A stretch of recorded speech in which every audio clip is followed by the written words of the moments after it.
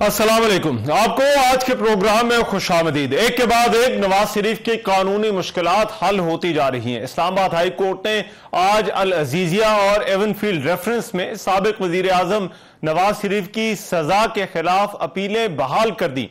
Islamabad high court में अल अजीजिया और Avenfield reference में नवाज शरीफ की सजा के खिलाफ अपीलें बहाल करने और नवाज शरीफ की हिफाजती जमानत की दरख्वास्त पर भी समाअत हुई।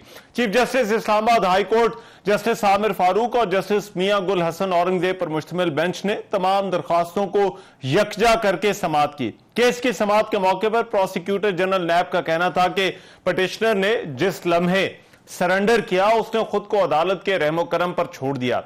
चीफ जस्टिस ने पूछा कि क्या आप अपील कनिंदा को गिरफ्तार करना चाहते हैं, जिस पर प्रोसिक्यूटर जनरल नैब ने कहा कि इस बारे में पहले ही बता चुका हूं कि हमें गिरफ्तारी नहीं चाहिए। चीफ जस्टिस का यह भी कहना था कि आपसे बतौर अदालती मुआवन पूछ रहे हैं, अपील बहाल हुई तो जमानत का स्टेटस क्या होगा। इस पर प्रोसिक्यूटर जनरल नैब ने कहा कि आप अपील कुनिंदा से दोबारा जमानती मचल के ले लें। जस्टिस मियां गुल हसन का कहना था कि मेरा ख्याल है प्रोसिक्यूटर जनरल ने बड़ी वाज़ेह पोजीशन ले ली है। समाअत के मौके पर नवाज शरीफ के वकील अमजद परवेज का यह कहना था कि मरियम नवाज की एवनफील्ड रेफरेंस से बरीयत के फैसले में अदालत ने वाज़ेह कर दिया है। अदालत ने कहा कि नैब को बारहा मौके दिए गए लेकिन 3 बार वकला को तब्दील किया गया। अदालत ने फैसले में लिखा कि नैब नवाज शरीफ का किरदार भी साबित करने में नाकाम रहा। प्रोसिक्यूटर जनरल नैब ने आज अदालत में यह भी कहा कि यह तासुर दिया गया जैसे नैब ने सरेंडर कर दिया है। ऐसी सूरत हाल नहीं है। प्रोसिक्यूटर की ड्यूटी है कि वो आला मेयार की प्रोसिक्यूशन करे और कोई शहादत मुल्जिम के हक में जाए तो भी उसे ना छुपाए। नवाज शरीफ की 2 अपीलें ज़ेरे समाअत थी अदम पैरवी पर खारिज की गई और इसी अदालत ने ऑब्जर्व किया था कि जब इश्तिहारी सरेंडर करे तो कानून के मुताबिक कार्रवाई हो। नवाज शरीफ के वकील आजम नजीर ताड़ का यह कहना था कि अपीलें बहाल हो जाएं तो हिफाजती जमानत की दरख्वास्त भी गैर मौसर हो जाएगी। अदालत ने इसके बाद फैसला महफूज किया और कुछ देर बाद फैसला सुना दिया। अब अपीलें बहाल होने के बाद बाकायदा समाअत के लिए मुकर्रर की जाएंगी। दूसरी तरफ मियां नवाज शरीफ मुलाकातें भी कर रहे हैं और मुस्लिम लीग नून अपनी इंतखाबी मुहिम का आगाज भी कर चुकी है। नवाज शरीफ की अदालतों में और मुस्लिम लीग नून की सियासी मैदान में क्या हिकमत अमली होगी, प्रोग्राम में सबसे पहले इस पर बात होगी। अताउल्लाह ताड़ साहब मुस्लिम लीग नून के रहे, वो मेरे साथ प्रोग्राम में मौजूद हैं। अताउल्लाह ताड़ साहब बहुत शुक्रिया आपके वक्त का। अताउल्लाह ताड़ साहब, ये अपीलों पर फैसले पर सबसे पहले बात कर लेते हैं। आपका कहना है ताखीर से इंसाफ मिल रहा है लेकिन दूसरी तरफ तनकीद भी हो रही है कि ये गैर मामूली रिलीफ है जो मियां नवाज शरीफ को दिया जा रहा है अदालतों की तरफ से। बहुत शुक्रिया रहमान साहब। देखिए, सबसे पहली बात यह है कि अल्लाह ताला का शुक्र अदा करते हैं, हम सुरखरू हुए, इंसाफ मिला, इंसाफ का बोलबाला हुआ। अभी अपील्स की रेगुलर हियरिंग होगी, मेरिट पे आर्ग्यूमेंट्स होंगे।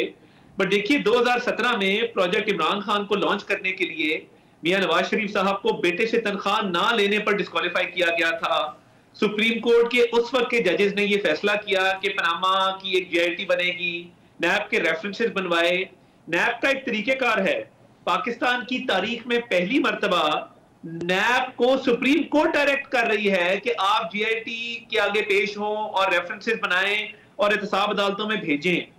हम ये समझते हैं कि उसके बाद जब बेटे से तनख्वाह ना लेने पे निकाला जाता है और उसके बाद अरशद मलिक की वीडियो वाला मामला आता है, या उसके बाद मामला आता है शौकत अजीज सिद्दीकी साहब की स्टेटमेंट का, जो इस्लामाबाद हाई कोर्ट के चीफ जस्टिस थे, तो दिन ब दिन मियां नवाज शरीफ के बेगुनाही के सबूत आते गए और पता ये लगता रहा कि सारा जो केस था पॉलिटिकली मोटिवेटेड था।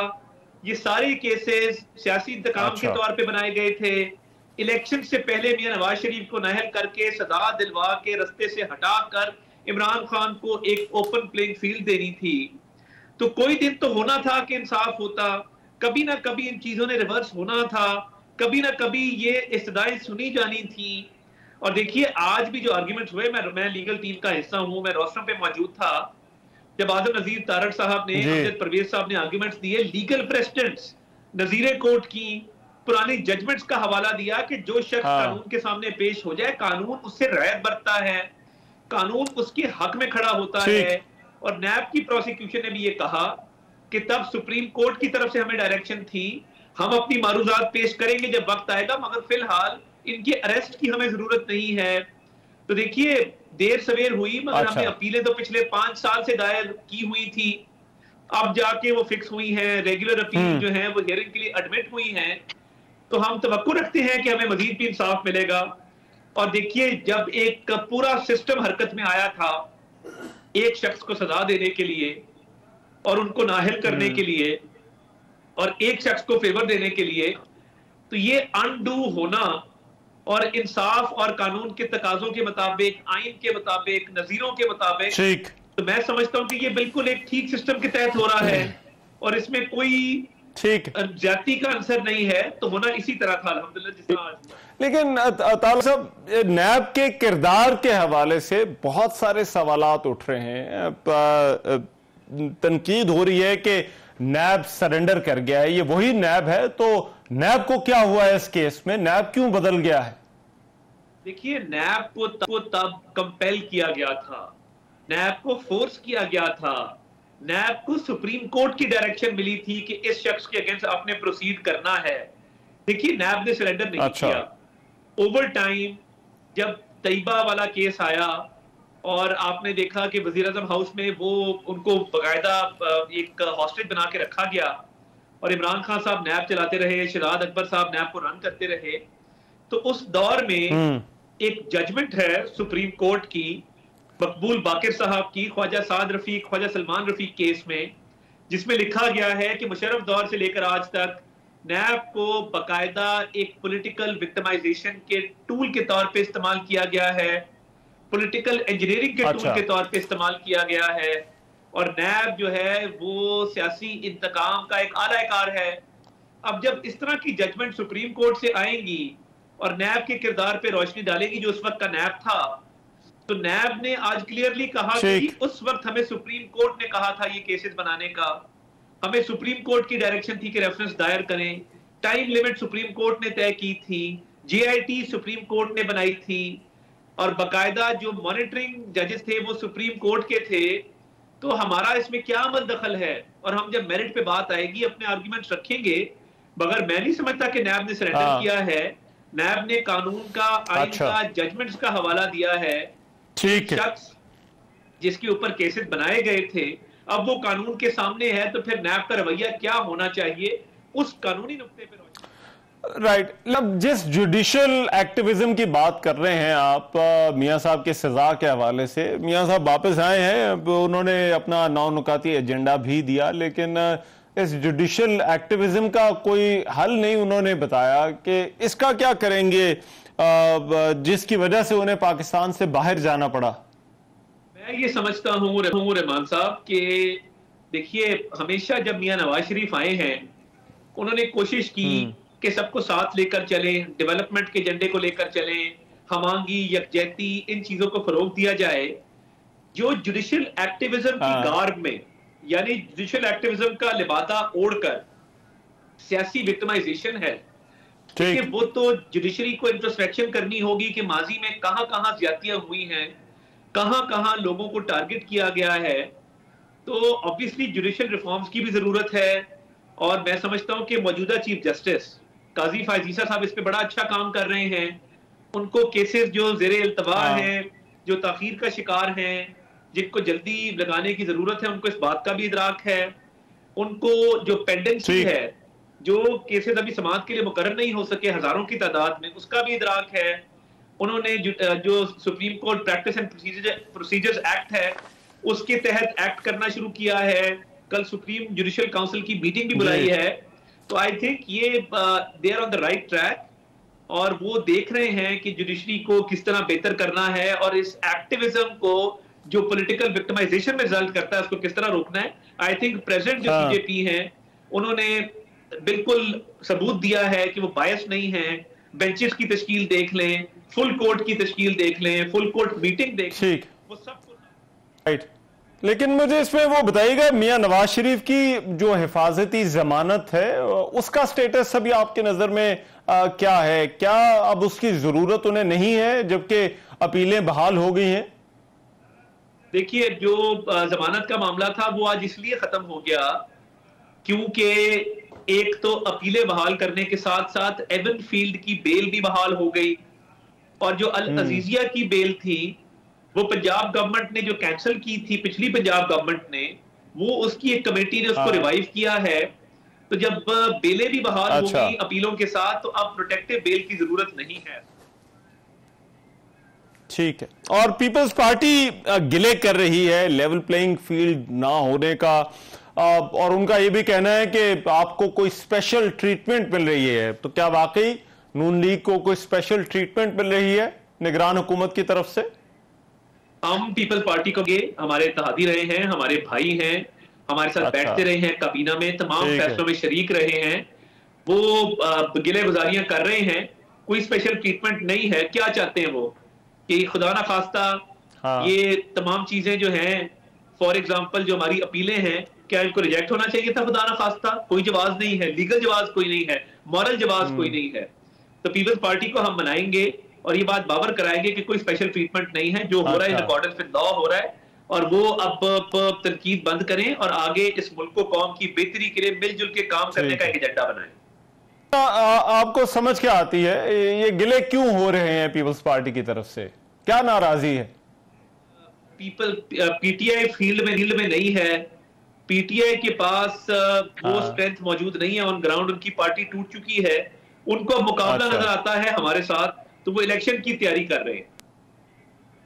ठीक है। और सदर साहब का जो बयान है, उन्हें ऐसा लग रहा है कि इंतखाबात नहीं होने, तो आपको यकीन है कि इंतखाबात हो जाएंगे जनवरी के आखिरी हफ्ते में? देखिए, जो 30 नवंबर को हल्का बंदियों की अपील की समाअत खत्म होनी है और हल्का बंदियों का शेड्यूल मंतकी जाम तक पहुंचना है, उसके बाद इलेक्शन का शेड्यूल आ जाएगा। ये बहुत बड़ी बेवकूफी है अगर कोई ये सोचे, और बिल्कुल नाकस इल्मी है और बेशऊरी है, ला इल्मी है बल्कि, कि आप ये सोचे कि हल्का बंदियों का शेड्यूल, हम तो हल्का बंदियों में अपीलें भी दायर कर रहे हैं, अपने मामलात को भी देख रहे हैं, हम ये सोचें कि हल्का बंदियों का शेड्यूल अभी जारी और इलेक्शन का शेड्यूल आ जाए। भाई 30 नवंबर को हल्का बंदियां खत्म होंगी तो शेड्यूल आएगा जनवरी के एंड का, फरवरी का। ये हर जी शऊर शख्स को इस बात का पता है। तो मेरा ख्याल है फरवरी से ज्यादा डिले इलेक्शन हो नहीं सकते हैं। राइट, बहुत शुक्रिया। अताउल्लाह तारड़ साहब बात कर रहे थे मुस्लिम लीग नून के रहनुमा। अभी एक ब्रेक लेते हैं, ब्रेक के बाद वापस आते हैं तो कुछ बात होगी कि इस पर तहरीक इंसाफ का रद्द-ए-अमल क्या है और फिर पाकिस्तान पीपल्स पार्टी इस मामले पर क्या सोच रखती है। इस ब्रेक के बाद आते हैं।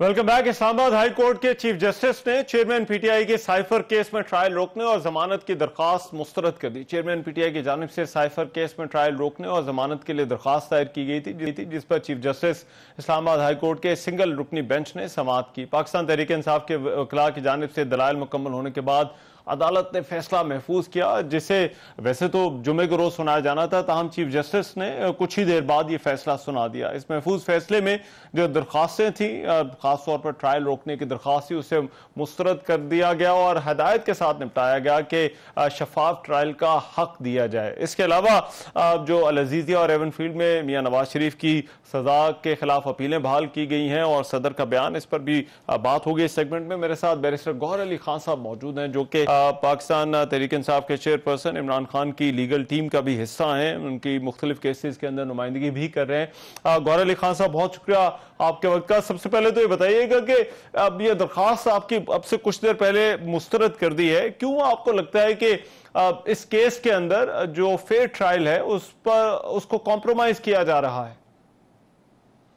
फेयर ट्रायल तो बेसिकली एक अलग बात है। वो तो हम कह रहे हैं कि पहले दिन से कंप्रोमाइज किया जा रहा है। पाकिस्तान के कानून और आईन के मुताबिक किसी भी फेयर ट्रायल का सबसे पहला आंसर ये है कि आपका ट्राइब्यूनल फेयर हो, फ्री हो, बायस ना हो और उसकी वेन्यू जो है वो ओपन हो। हमारा तो वेन्यू पहले दिन से जो है वो ओपन नहीं था। पहले दिन से इवन खान साहब के पेश होने से पहले ही उसका जुडिशियल हो गया था, तो फेयर ट्रायल तो हमें कभी मिला ही नहीं है।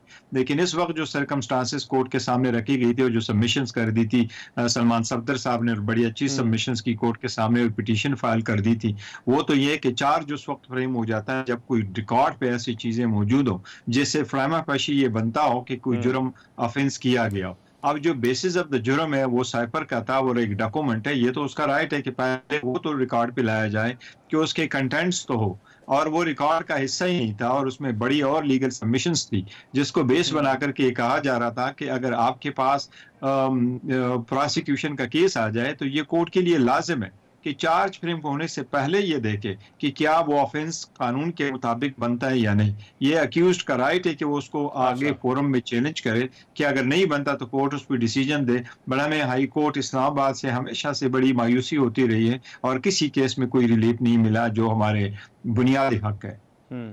तो इस केस में भी आपको लग रहा है कि जो चार्ज ऑफ फ्रेम है या जो फर्द जुर्म आयद की गई है वो दुरुस्त आयद नहीं की गई?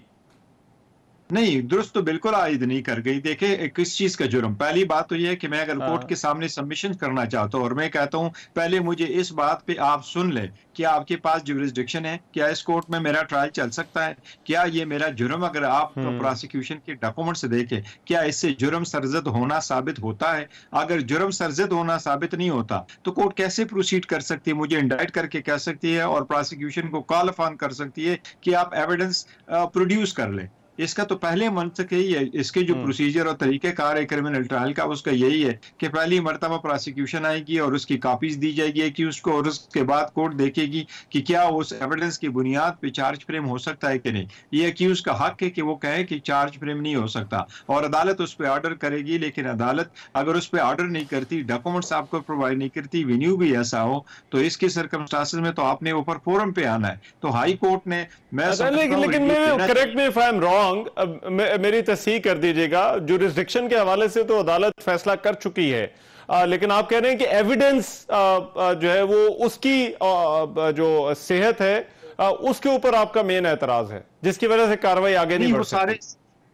नहीं, एतराजात तो हमें सारे हैं, वो बेशक बिल के फैसला हुआ, वो देखिए उसमें दो तीन चीजें थी। पहले साइफर का ये था कि ओपन ट्रायल हो, एक साइफर की पिटीशन पेंडिंग है उसकी क्वाशमेंट के लिए कि इस सर्कमस्टांसेस पे एफआईआर नहीं हो सकती, वो भी मैटर अभी पेंडिंग है। दूसरी बात ये थी कि ट्रायल के अंदर जो जेल है उसके अंदर ट्रायल नहीं हो सकती, उस पे आईसीए एक अपील पेंडिंग है।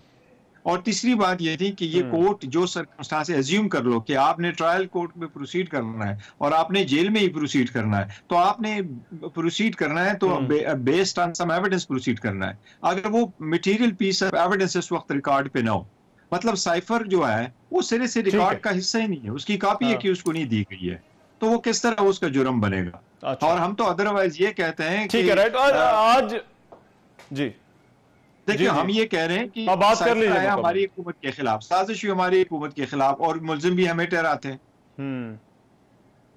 अच्छा, लेकिन अब आज भी मियां नवाज शरीफ वाले जो फैसले आए हैं उस पर भी पाकिस्तान तहरीक इंसाफ की तनकीद है। हालांकि कुछ कानूनी हलकों का और उनकी अपनी लीगल टीम का कहना है कि मेरिट पर ये जो मामला था वो नहीं था, बल्कि टेक्निकल ग्राउंड्स पर ये अपीलें खारिज हुई थी, तो इसलिए जब उन्होंने सरेंडर कर दिया, अदालत के सामने पेश हो गए, तो इन अपीलों की बहाली में कोई कानूनी रुकावट हायल नहीं होती।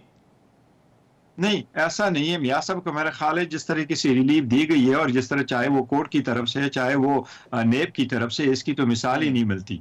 कानून यही है कि अगर आप अदालत से चले जाए तो फिर जब तक आप अब्सकॉन्डर हैं, आप फ्यूजिटिव फ्रॉम जस्टिस है, तो आपको रिलीफ नहीं मिलेगी। और ऐसे सर्कमस्टांसेस में उसका कतन ये मतलब नहीं है कि अक्यूज्ड अदालत में आके कहें कि मुझे बेल भी दे, मैं अपीलें भी रिस्टोर करे और मैंने सरेंडर कर दिया कोर्ट के सामने। कोर्ट के सामने सरेंडर करता है अक्यूज्ड, ना कि कन्विक्ट।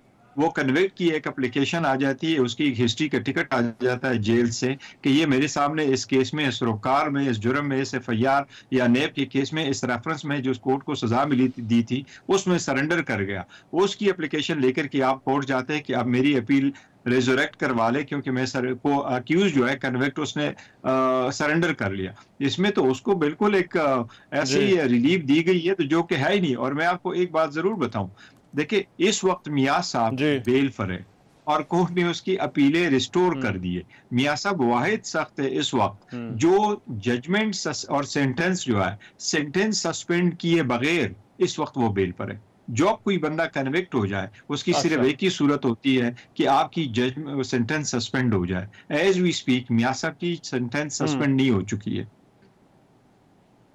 अच्छा, लेकिन आज के फैसले के बाद उनके वकला का यह कहना है कि ना तो उन्हें वो जमानत की जरूरत है और उनका जो सेंटेंस है वो तो पहले ही सस्पेंड हो चुका हुआ है। क्या ये दुरुस्त है? क्या दो केसेस थे मियां साहब के, एक में जरूर सस्पेंड हो गई थी और उसके खिलाफ अपील सुप्रीम कोर्ट ने भी डिसमिस कर दी थी, तो वो तो अलग है। लेकिन अल अजीजिया में ये पास आए थे और इसी केस में थे और इसकी जजमेंट कभी सस्पेंड नहीं हुई थी। कोर्ट ने उनको रिलीफ दे दिया था सिर्फ 4 हफ्तों के लिए कि इलाज के लिए जाए। इलाज के लिए बाहर गए तो वहां इलाज भी नहीं किया, वापस आई तो उसकी अपीलें भी डिसमिस हो चुकी थी। अगर अपीलें रिस्टोर होनी थी तो मियां साहब had to go back to the time कि जिस वक्त वो चले गए थे, तो उसको तो अल-अज़ीज़िया के हवाले से जो जी जो और हाँ जो पंजाब हुकूमत का फैसला वो उसका हवाला दे रहे थे जी। सॉरी सर मैंने नहीं सुना। जी वो अल-अज़ीज़िया के हवाले से पंजाब हुकूमत ने जो फैसला लिया वो उसका हवाला दे रहे हैं। अब उसकी मैं ये बताऊं कि अगर जो नेब है, नेब एक फेडरल इंस्टीट्यूट है, उसके अपने प्रोसिक्यूटर है, उसके अपना कोर्ट है, उसके अपना चेयरमैन है, उसका अपना तरीकेकार है। अगर कोई बंदा सिर्फ और सिर्फ इस वजह से कि वो अडियाला जेल में है तो इसका मतलब ये नहीं है कि फेडरल स्टैट्यूट से कन्विक्टेड बंदे की जो ज्यूरिसडिक्शन है वो प्रोविंशियल गवर्नमेंट के पास जाती है कि नेब के कोर्ट में वहां कन्विक्ट हो, वो वहां सजा दे दे और प्रोविंशियल गवर्नमेंट जो है उसकी सेंटेंस सस्पेंड कर दे। कोई भी कन्विक्ट जो नेब का कन्विक्ट हो, प्रोविंशियल गवर्नमेंट के पास कोई आईनी कानूनी हक नहीं है कि वो सेंटेंस सस्पेंड करे, कम्यूट करे या रिमिट कर ले। अगर ऐसा हो तो ये कोई भी और केस बता दे। और ये जो नेब मियां साहब के अपने वकला है, अगर वो इतने ही श्योर थे कि इनके पास ऐसी ज्यूरिसडिक्शन है तो फिर उनको सुप्रीम कोर्ट आने की, हाई कोर्ट आने की जरूरत क्या थी? फिर तो प्रोविंशियल हुकूमत ही उनकी सस्पेंड कर देती, तो फिर आने की तो जरूरत ही नहीं थी हाई कोर्ट से। तो ये खुद भी मांगते हैं, इन्होंने दोनों तरफ से लिया था, विकास। ठीक। गौहर अली खान साहब, आखिरी चीज, सदर का जो बयान है इसको आप किस तरह से देखते हैं? क्या आपको भी इंतखाबात होते हुए नजर नहीं आ रहे? और अगर इस पर कोई चेयरमैन पीटीआई का मौक़िफ़ है या आपकी बात हुई हो इंतखाबात के हवाले से, तो उनका क्या कहना है इंतखाबात के इनेकाद के हवाले से? क्या उनको इंतखाबात होते हुए नजर आ रहे हैं? देखिए, हम बड़े सस्पिशियसली इसको देख रहे हैं, दो पल भी होपफुल है, बट बड़े कॉशियसली देख रहे हैं क्योंकि इलेक्शन कमीशन ने अभी तक ऐसे इकदाम नहीं किए जिससे ये पता चले कि वाकई इलेक्शन होते हुए नजर आ रहे हैं। अगर आप लेवल प्लेइंग फील्ड पार्टीज को नहीं दे रहे और आके पार्टीज को टारगेट कर रहे हैं और उसकी लीडर को, सपोर्टरों को आने नहीं दे रहे और उनको पकड़ दकड़ जारी है और आप उनको ये प्रोवाइड नहीं कर रहे हैं, तो इसका मतलब है कि फेयर इलेक्शन तो नहीं होंगे। अभी तक तो इलेक्शन कमीशन ने वो शेड्यूल जो अनाउंस करना था वो भी अभी तक अनाउंस नहीं किया, जबकि इलेक्शन कमीशन इस बात को तो बिल्कुल मानेगा कि आईन और कानून में कोई इस बात की जवाज नहीं है कि आप इलेक्शन को लेट कर लें सिंपली बिकॉज आपने डिलिमिटेशन करनी है। ठीक है, बहुत शुक्रिया। बैरिस्टर गौहर अली खान साहब साथ मौजूद थे। पाकिस्तान तहरीक इंसाफ की जो लीगल टीम है मुख्तलिफ केसेस में चेयरमैन पीटीआई को भी रिप्रेजेंट करें। अभी एक ब्रेक लेते हैं, ब्रेक के बाद वापस आते हैं तो कुछ बात होगी कि पीपल्स पार्टी का इस मामले पर क्या मौक़िफ़ है, क्या वाकई इंतखाबात आगे जाते हुए नजर आ रहे हैं और वो सदर के बयान से इत्तफाक करते हैं। इस ब्रेक के बाद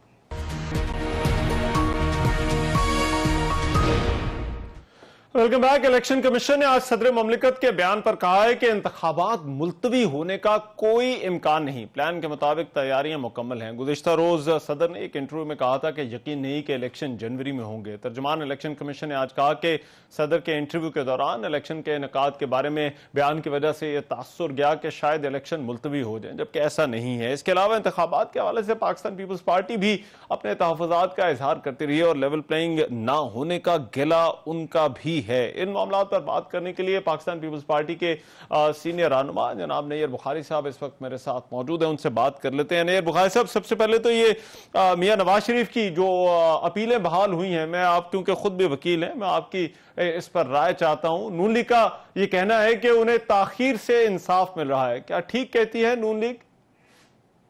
ये तो हमेशा प्रिविलेज रहे रिलीफ लेने के बारे में।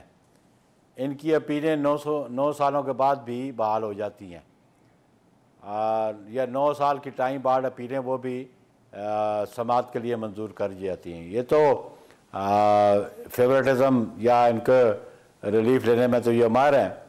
आज भी जो रिलीफ मिली है उसमें एक बड़ी हैरान कुन बात कि बेंच के एक मेंबर बार बार नैब के प्रोसिक्यूटर से पूछते थे कि जी आपको इनकी गिरफ्तारी मतलूब है, आपको दरकार है ये। तो मैं समझता हूँ कि ये प्रोसिक्यूशन से तब पूछा जाता है जब इन्वेस्टिगेशन स्टेज हो, नैब जब इन्वेस्टिगेट कर रही हो तो फिर अदालत पूछती है इसकी कस्टडी आपको चाहिए कि नहीं चाहिए। लेकिन जब जुडिशल हो जाए तो फिर तो वो कोर्ट की जुरिस्डिक्शन में, उसकी डोमेन में होता है। और फिर जब कन्विक्शन आ जाए तो कोर्ट के ऑर्डर को रियासत इम्प्लीमेंट करती है, क्योंकि अगर वो बाहर निकल सकते हैं तो उसमें नैब की मर्जी शामिल नहीं हो सकती, नैब की राय की कोई अहमियत नहीं। और अपीलों की बाली बने है, उसमें भी ये तयशुदा बात है कि उन्होंने तो अपोज ही नहीं किया जी बहाल कर दे। उन्होंने एक आर्गूमेंट नहीं दिया कि जी ये 4 हफ्ते के लिए गए थे और इनको जेल में जाना चाहिए थे। अच्छा। तो अपीलें डिसमिस हो गई थी, तो रेस्टोर होने पर उन्होंने कहा में एतराज़ ही कोई नहीं है। तो ये तो फिर कन्वीनियंस दी जा रही है ना, और इसीलिए तो हम कहते हैं लेवल प्लेइंग फील्ड नहीं है। तो ये आज इनको अगर ये सहूलत फराम है तो कल किसी और मुल्ज़म को भी तो मिलनी चाहिए, कॉमन आदमी को। सिर्फ फॉर्मर प्राइम मिनिस्टर्स को ये बेनिफिट क्यों? पहले इमरान खान को बेनिफिट देते रहे हैं जी, और उनके लिए अदालतें 2-2 बजे तक 3-3 बजे तक इमरान खान के लिए इंतजार करती थी। हमारा कोई आम कॉमन पिटिशनर सुबह 8 बजे प्रोसीडिंग या 9 बजे शुरू हो, पहले बुलाने पे अगर हाजिर नहीं है डिसमिस। यहाँ पे तो अदालतें इंतजार करती हैं साबिक वज़ीर आज़म का। तो ये फिर देख ले कैसा इंसाफ चल रहा है पाकिस्तान में। लेकिन ये अगर आपका कहना है ये सहूलतकारी हो रही है, तो ये नून लीग की सहूलतकारी कौन कर रहा है? देखिए जी, नैब मतहत है मौजूदा गवर्नमेंट के, और नैब जब ऑब्जेक्ट नहीं करता तो नैब रियासत को रिप्रेजेंट कर रहा है ना। रियासत पे हुक्मरानी किसकी है? तो फिर आप खुद समझदार है कि फिर कौन बेनिफिट दे रहा है। ठीक है, लेकिन मुझे ये बताइए, पीपल्स पार्टी को मुक्तदरा से, एस्टैब्लिशमेंट से कोई गिला है? देखिए जी, एस्टैब्लिशमेंट को तो हम समझते हैं उनको तो नॉन पार्टिजन होना चाहिए, और बिलखुसूस मौजूदा केयर टेकर गवर्नमेंट्स को भी। आइन में तो एस्टैब्लिशमेंट का ऐसा रोल नहीं। आइन में 3 स्टेट ऑर्गन्स हैं, एग्जेक्टिव है, जुडिशरी है, लेजिस्लेचर है। तो इन तीनों के फंक्शंस और जिम्मेदारियां डिफाइंड है कॉन्स्टिट्यूशन में। और ये केयर टेकर कंसेप्ट सब्सिक्वेंटली आमरीत के दौर का कंसेप्ट है। अभी भी ये मैटर पिछले दिनों डिस्कस भी हुआ सुप्रीम कोर्ट में भी, और मेरा ख्याल 2 तारीख फिर भी है। लेकिन ये कंसेप्ट था कि जी free fair and transparent election. भारत में, हमारे पड़ोसी मुल्क में भी जमहूरियत पिछले 75 सालों से चल रही है, वहाँ पे तो केयर टेकर कंसेप्ट नहीं है। जो जिस मुल्क को कहते हैं mother of democracy, United kingdom में, जो वेस्टमिनिस्टर का सिस्टम आपने अडॉप्ट किया यहाँ पे, वहाँ पे तो केयर टेकर सेटअप नहीं है। तो ये मार्शल आई जो एडिशंस थी कॉन्स्टिट्यूशन में, और एक डिक्टेटर की दी हुई। तो आज ये केयर टेकर की जो जिम्मेदारी है आइन के मुताबिक कि वो जी डे टू डे अफेयर चलाएगा, ये तो लॉन्ग टर्म पॉलिसीज के डिसीजन कर रहे हैं। तो हम समझते हैं कि लेवल प्लेइंग फील्ड सिर्फ पीपल्स पार्टी अपनी जात के लिए नहीं मांगती, हर उस पॉलिटिकल पार्टी के लिए जिस पॉलिटिकल प्रोसेस में उसको लेवल। देखिए, इनका मेन काम तो इंतखाबात, राइट, मेन काम तो इनका इंतखाबात कराना है। लेकिन क्या आप सदर के वो बयान से इत्तेफाक करते हैं कि इंतखाबात होते हुए नजर नहीं आ रहे, या उनका यकीन नहीं है कि इंतखाबात हो जाएंगे? ये उनकी परसेप्शन है जी, वो प्रेसिडेंसी में बैठे हैं। अच्छा। लेकिन हमारा तकाजा, हमारा मुतालबा कि इंतखाबात हर हाल में होने चाहिए। अगर इंतखाबात नहीं होगी तो इस आइन की, जिसको प्रिजर्व, प्रोटेक्ट, डिफेंड करना मेरी जिम्मेदारी, हर शहरी की जिम्मेदारी है, फिर वो आइन हमें नाफिजुल अमल नजर नहीं आएगा। हम समझते हैं कि फिर उस आइन की तो अहमियत ही कोई नहीं है कि जिसकी आर्टिकल्स पे अमल दरामद ना हो। और इस मुल्क में अगर हम जमहूरियत समझते या जमहूरी अदारों का इस्तेकाम समझते हैं तो उसका एक ही जरिया है, ठीक, कि इंतखाबात कराए जाए, अवाम के मुंतखब नुमाइंदे। लेकिन नैयर बुखारी साहब, कुछ जमातें भी हैं जो कहती हैं कि शायद वो माहौल नहीं है, हालात नहीं है जिनमें इंतखाबात होने चाहिए। JUI जो है वो फजलुर रहमान साहब, उनकी जमात जो है वो ये बात कर रही है, तो वो भी तो जमातें हैं, उनकी तरफ से उनके तहफ़्फ़ुज़ात का फिर क्या किया जाए? अगर आप सियासी जमातों के जो राय का इजहार करती हैं इलेक्शंस किसी एक पॉलिटिकल पार्टी की कन्वीनियंस के लिए कि इलेक्शंस आइन के तकाजे पूरे करने के लिए, अगर तो किसी कन्वीनियंस के लिए है तो फिर कल एक और जमात कहेगी जी हालात तकाजे नहीं है, हालात वो मुस्बत नहीं है। लेकिन बात यह है कि अच्छा, मुस्बत से क्या मकसद है कि उनको जीतने के असरात नज़र नहीं आ रहे, उनको आवाम से पज़ीराई नहीं मिल रही या नहीं मिल सकेगी। तो पीपल्स पार्टी तो कहती है कि सिर्फ एक ही तरीका है इंतखाबात से हुकूमतें मुंतखब होती हैं, भला आवाम जिसको भी मुंतखब करें ये इख्तियार आवाम का है। लेकिन अगर आप सहूलतकारी करनी है और एक जमात के लिए जी अभी हालात साजगार नहीं है तो उनके लिए शायद ना हो, लेकिन बाकी पोलिटिकल पार्टीज के लिए शायद साजगार हो, तो कल जो बाकी पोलिटिकल पार्टीज है उन्होंने तो मुतालबा नहीं किया, तो कहते आइन के मुताबिक अमल दरामद करो, इलेक्शन कराओ। और अगर कोई कहता है साजगार नहीं हालात तो उनको वैसे इक़्तिदार दे दो, ला के बैठा दो, है जी, बाकी आइनी तकाज़ों को मलिया मेट करके रख दो। ठीक है, राइट। बहुत शुक्रिया नैयर बुखारी साहब हमारे साथ मौजूद थे, पाकिस्तान पीपल्स पार्टी के सीनियर रहनुमा। एक ब्रेक लेते हैं, वापस आते हैं।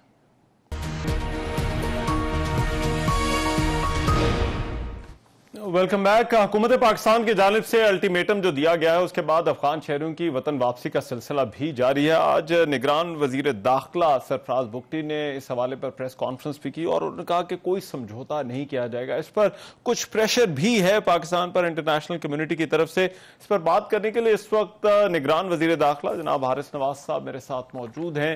हारिस नवाज साहब, बहुत शुक्रिया आपके वक्त का। हारिस नवाज साहब, ये बताइए तो सुबह सिंध के हवाले से भी इस वक्त क्या है स्टेटस इन होल्डिंग सेंटर्स का, किस तरह से लोगों को वहां पे रखा जाएगा और ये जो तहफ़्फ़ुज़ात हैं खासतौर पर इंटरनेशनल कम्युनिटी के, इनको किस तरह से एड्रेस किया जा रहा है? लेकिन रहमान, बात यह है कि पहले तो हमें पाकिस्तान के मफाद देखने हैं और ये हम जो गैर मुल्की तारकीन वतन है ये किसी भी मुल्क के, मतलब any country, they belong to any country, is not against specific किसी एक मुल्क के बारे में। नंबर 3 बात यह है कि अब हमने फैसला कर लिया। आपने सुबह 11 बजे आपने देखा कि इंटीरियर मिनिस्टर ने प्रेस कॉन्फ्रेंस की, के फॉलोअप में मैंने 1 बजे अपने सुबह के बारे में बात की जी। हमने तमाम तैयारी कर ली है और ये जो बात है नहीं तहफ़्फ़ुज़ात ह्यूमन राइट्स की लोग, वी आर नॉट फिस्ट, इसलिए कि अगर ये बात है तो पहले पैलेस्टाइन को देखें, कश्मीर को देखें, उसके बाद बाकी ममालिक में देखें व्हाट ऑल इज हैपनिंग। हमने बहुत मेहमान नवाजी की है, सबकी की है। और अभी भी जो हम बात करें आपके सामने कि हमने कहा कि सिर्फ पहले फेज में हम उन लोगों के खिलाफ कर रहे हैं जिनके पास कोई डॉक्यूमेंट नहीं है। अच्छा। तमाम जाली कागजात, एवरीथिंग हम फेज में कर रहे हैं। जिनके पास बाद में गलत शनाख्ती कार्ड हैं या उनके पास पासपोर्ट उन्होंने बना लिए हैं, नादरा के आइडेंटिटी कार्ड बना लिए, उनको सेकंड फेज में हैंडल करेंगे। फेज मानी जिनके पास कुछ भी नहीं और आगे बड़े मजे से इतने ऐसे तो रह रहे हैं, हमने उनको कुछ करना है। ये इसमें इंडियन नेशनल भी हैं, इसमें बांग्लादेशी भी हैं, इसमें दूसरे ममालिक के भी हैं और जिनकी सरहदें यकम के बाद किस तरह से कार्रवाई होगी इनके खिलाफ? हमने स्पेशल हमारी ब्रांच में काफी इनकी पूरी हमने मालूमात हासिल कर ली है, कहाँ पर कितने हैं और हमने कहाँ पर होल्डिंग स्टेशन बनाने हैं जहाँ इनको हमने होल्ड करना है, उनकी प्रोटेक्शन के लिए, उनके खाने पीने के लिए, उनका आराम और साइज के लिए, उनको इज्जत और एहतराम से हम भेजेंगे। बिल्कुल ऐसी बात नहीं है। अच्छा। हम बहुत और मुझे यकीन, इसलिए हम बार बार वार्निंग दे रहे हैं कि मर्जी से जाएंगे तो बहुत ही अच्छा है। उस फर्स्ट पर हाँ, अगर कोई रेजिस्ट करता है तो वो रेजिस्ट गवर्नमेंट को कोई चैलेंज नहीं करता। ठीक है, इसके बारे में हम वेरी क्लियर। ठीक है, बहुत शुक्रिया। हारिस नवाज साहब हमसे बात कर रहे थे, निगरान वजीर दाखिला, जो गैर मुल्की तारकीन हैं, इलीगल इमिग्रेंट्स हैं यहाँ पर, उनकी वापसी के हवाले से हुकूमत का क्या इरादा है उस पर बात कर रहे थे। आज के प्रोग्राम से इतना ही। मेजबान रहमान नज़र को इजाज़त दीजिए। अल्लाह ने के बाद।